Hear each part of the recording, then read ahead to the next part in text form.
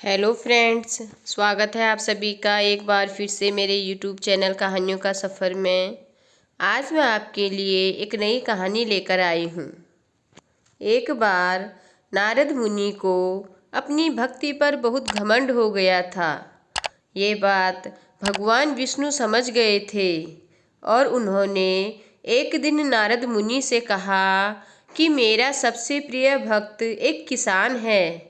ये बात सुनकर आश्चर्य में उन्होंने पूछा कि ऐसा क्या खास है उस किसान में जो वो आपका प्रिय भक्त है।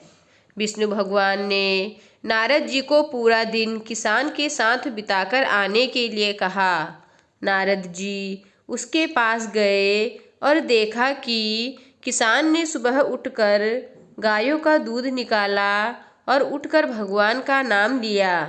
इसके बाद जब वो खेतों में काम कर रहा था तब उसने फसल काटते हुए प्रभु को याद किया। शाम को घर आने पर गायों को चारा देने के बाद श्री हरि का नाम लिया। इसके बाद अपने परिवार के साथ भोजन करने के बाद भगवान को याद करके सो गया। नारद मुनि वापस भगवान विष्णु के पास आए और उनसे कहा कि प्रभु, वो ठीक विधि से आपका नाम भी नहीं लेता है, सुबह उठकर आपकी ठीक से पूजा भी नहीं करता है। इस पर भगवान विष्णु ने मुस्कुराकर एक अमृत का कलश दिया और कहा कि पूरी धरती का चक्कर लगाकर आओ और एक बूंद भी अमृत जमीन पर नहीं गिरना चाहिए। नारद पूरी धरती का चक्कर लगाकर वापस लौटे तो भगवान विष्णु ने उनसे पूछा कि धरती पर अमृत तो नहीं गिरा। नारद जी ने घमंड से कहा कि नहीं, मैंने आपका काम अच्छे से किया है, मैं आपका प्रिय भक्त हूँ, कोई गलती कैसे कर सकता हूँ।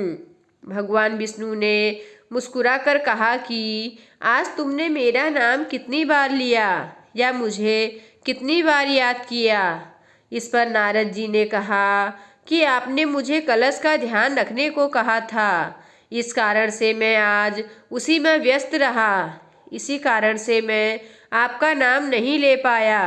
भगवान विष्णु ने नारद जी से कहा कि वो किसान पूरे दिन अपना काम करता है लेकिन फिर भी वो मुझे याद करता है, मेरा नाम लेता है। तुम तो एक दिन भी ये नहीं कर पाए। तुम मेरा नाम इसलिए हर समय ले पाते हो क्योंकि तुम्हारे पास कोई और काम नहीं है। इसी कारण से किसान मेरा प्रिय भक्त है और इसी तरह के लोग मुझे पसंद होते हैं जो हर सुख दुख में मुझे याद करें। तो दोस्तों, आशा करती हूँ आपको आज की कहानी पसंद आई होगी।